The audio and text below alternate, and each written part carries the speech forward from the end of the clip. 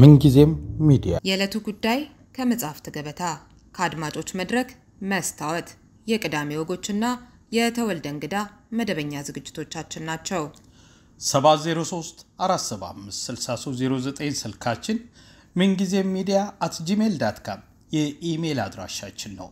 ሰብስክራይብ በማድረግ ቤተሰብ ይሁኑ። ምንጊዜም ኢትዮጵያ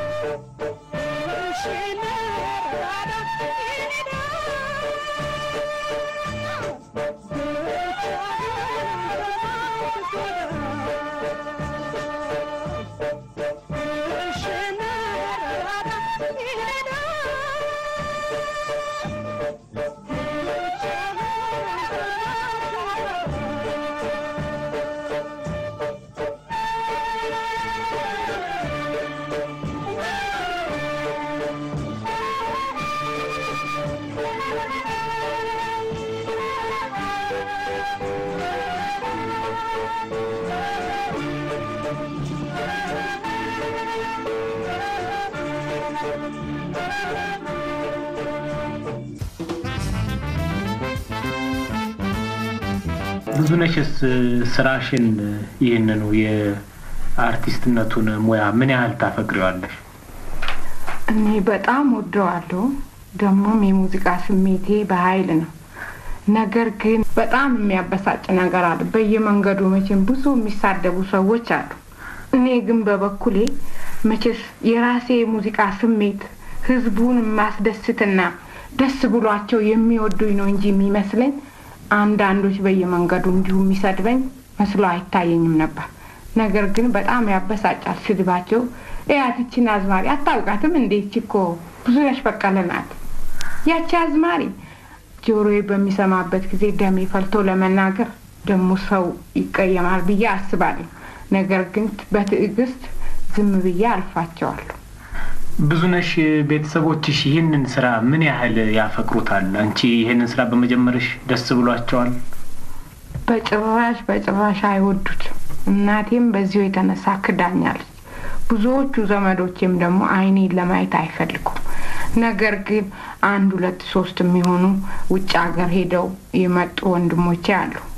እነሱ ግን በጣም ድምጼም በሚሰሙበት ጊዜ ደስ ይላቸዋል እና በአለም ላይ ተፈላጊውን ነገር ነው ያሺው እና በርቺ እነሱ ቢጠሩሽም ምንም አይደለም ወደፊት ተስፋሽን አትቁረጪ የሙዚቃ ስሜት እስከ ዓለም ሁሉም በችስ በሙዚቃ ስለሚደሰት ጥሩ ስራ ነውና ያሺው ቀጥ በእንዲህ አይነቱ ብለው ነው እንጂ የሚያጽናኑኝ በዘመድ በኩል ምንም ተስፋ የለኝም።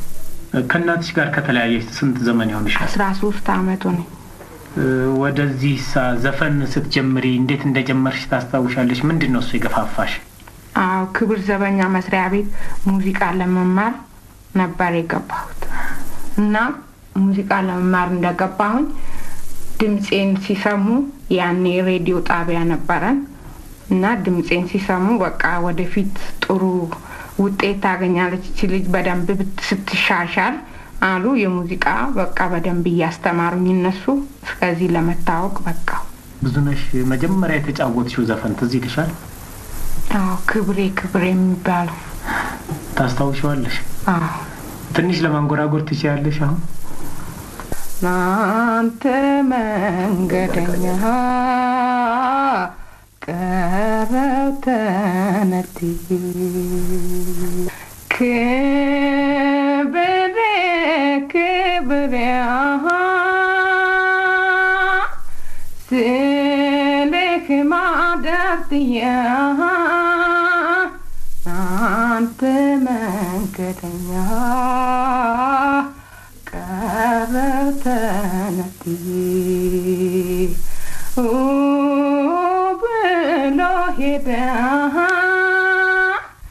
ባቡሯ መረራ በቃ የኔ ነገር ቅስሜ ተሰበረ ክብሬ ክብሬ ትልክ ማደርትያ ናንተ መንገደኛ ቀረው ተነጥዬ። ደግሞ አንድ ጨዋታ በዚህ ሰሞን የምትጫወቺው አለ እና ብዙ ሰዎች እንዲያውም እዚህ ሬዲዮ ጣቢያ ድረስ እየደወሉ በሬዲዮ አጫውቱልን ይሉናል። በላይ የሚሉት ዘፈን ምን የተለየ ሚስጥር አለው እሱ ዘፈን? እኔ እሱ መቼም ጎጃም ጠቅላይ ግዛት በሄድንበት ጊዜ ሰምቼው ነበር እንደዚሁ እዛ የአገሬ ህዝብ ሲጫወት እና እዚህ ደግሞ ከመጣሁኝ ብዙ ሰዎች ይጫወቱታል። ግን ትንሽ እኔ እያሻሻልኩኝ በላይ እያልኩኝ የተጫወትኩት እኔ ጋር ቴፑ የራሴ ነበር እና ከኔ ጋር አንድ ጓደኛዬ ሳላየው እንደ ቀልድ ወሰደች ቤቷ ስታጫውተው ሰው ሁሉ በቃ ያንን ሲሰማ ከሷ ሲቀዱ ሴቶቹ አንዱ ካንዱ ሲቀዳ ህዝቡ በደንብ እንዲሰማው ተደረገ። ሌላ ምንም ምክንያት የለው እንጂ ዘፈኑን ወይንም እኔ ተጠቅሜበት አይደለም። ከሰው ለመያዝ ብዬ በራሴ ቴፕ የቀዳሁትን ከኔው ጋር ጓደኞቼ ወስደው እስከዚህ ድረስ እንትን ለማለት ቻሉ። ብዙነሽ ደግሞ ደስ የሚልሽን ዘፈን እስቲ እንዲሁ በድምጽሽ ብቻ አንጎራጉሪልን። ቢሆንብኝ በጣም የረቀቀ ለውሃ ጠላሁ ደሜ ሁሉ አለቀ መልኬ ሰለሞን ንግግር ያምላክ በምን ላስመስልህ ልበልህ ወይ መላክ በምን ላስመስልህ ልበልህ ወይ መላክ ለማና ቤት ብዬ ፍቅርህን ልክሳሳ ክብሬት እየጫረ ገላይን ተፈሳ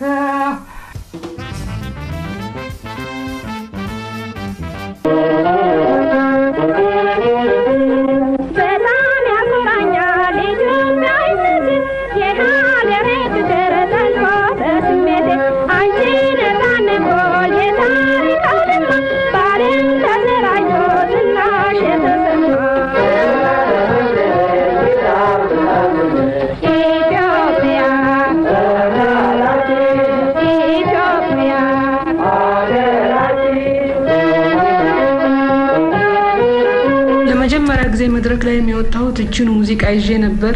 በጣም ከፍተኛ ፍርሃት ነበር ያደረብኝ። በጣም ልክ ስቴጅ ላይ ለወድቅ ነው የደረስኩት። በተለይ ህዝቡ በሚያጨበጭቡበት ጊዜ በቃ ሌላ ነገር መስሎ ለወድቅ ነበር። ከቤተሰቦችሽ መካከል ሙዚቀኛ የሆነ ወይ መሆን የሚፈልግ አለ? ከቤተሰቦቼ መካከል እንኳን ያ ትልቁ ልጄ ነው ስሜት ያለው፣ ሌሎቹ እንኳን ይሄን ያህል አይደሉም። ታዲያ የሙዚቃ ፍላጎቱ ምን ያህል ነው ብለሽ ትገምቻለሽ? በፊት እንኳን እኔ ራሴ እንዲሰራ አልፈልግም፣ በጣም ቆጣጠረው ነበር፣ እንደውም ከለክለው ነበር።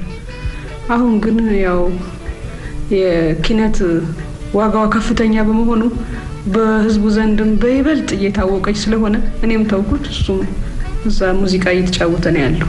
እንዴ ልጅሽ እንዳይጫወት የከለከልሽበት ምክንያት ያለሽ? እንደው አንዳንዶቹ ነገር ብትጠቃቅሽልን። በፊት እኮ የሙዚቃ ስራ ይሄን ያህል አልነበረም። ይሄን ያህልም በቤተሰቦቻችንም ዘንድ አይደሰቱበትም ነበር። እኔም እንደዚህ አይነት ስራ ላይ ሆኜ ልጄም ደግሞ በእንዲህ አይነት እንዲሰማራ አልፈልግም ነበር። ዘመዶቻችንን በቃ እናትና ልጆቹ እንዲህ አይነት ቦታ ውስጥ ገቡ የሚል አስተሳሰብ ስላለ በዚህ አማካይነት ነው በቃ እኔ እንዲሰራ ያልፈለኩት።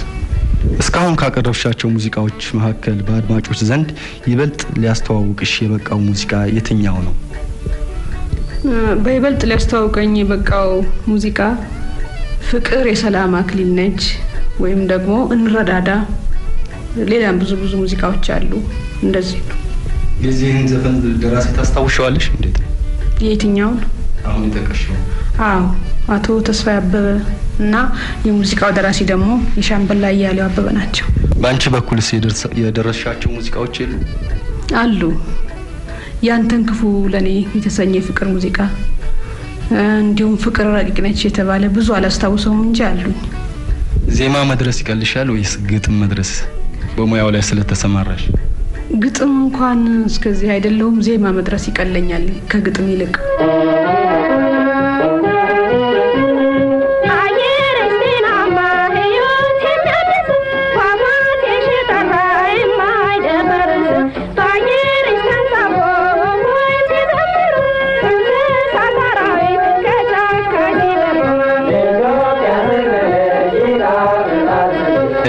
አንቺ ሙዚቀኛ መሆን በቤተሰቦች ዘንድ ስለ ሙዚቃ ያላቸው አስተያየት ምንድነው?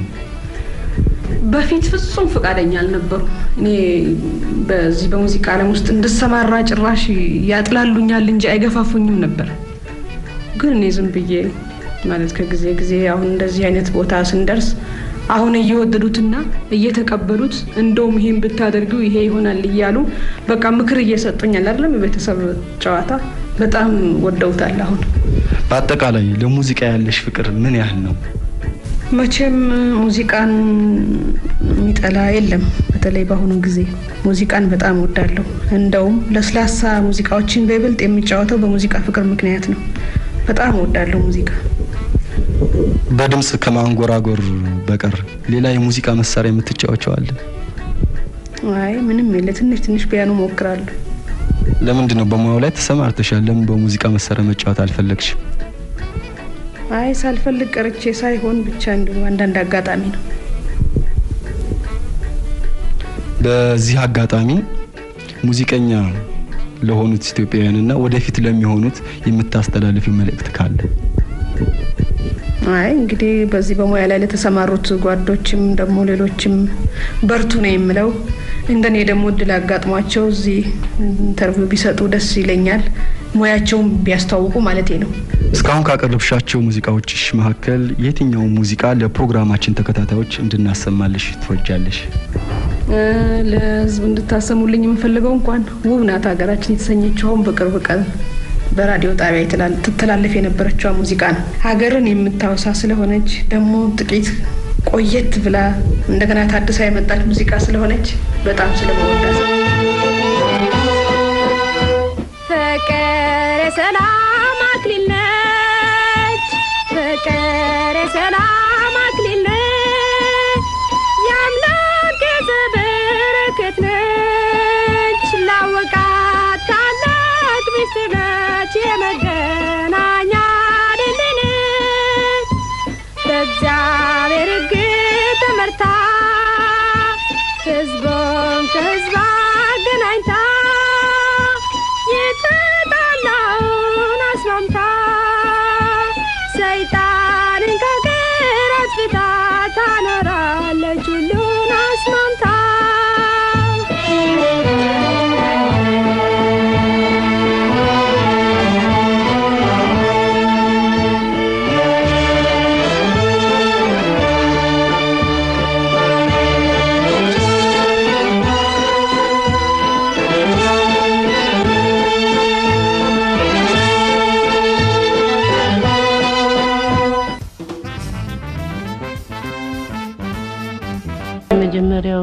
ዘፈኔ የፍቅር መሰላል ከሻምበል መስፍን ኃይሌ ጋር ነው።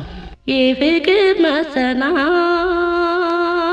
ወጣሁት ጉጂ በራሴ ባልኔታ በልቤ አንተን ይዤ ወደ ሙዚቃ ዓለም ለመግባት የቻልኩት በልጅነቴ በትምህርት ቤት ሁሉ በነበርኩበት ጊዜ ዘፈን ደስ ይለኛል። በመዘፍንበትም ጊዜ ደስ ይለኛል። በቃ እቺ ልጅ አዝማሪ ልትሆን ነው ዋጋም የላት ይሉኝ ነበር እናትና አባቴ።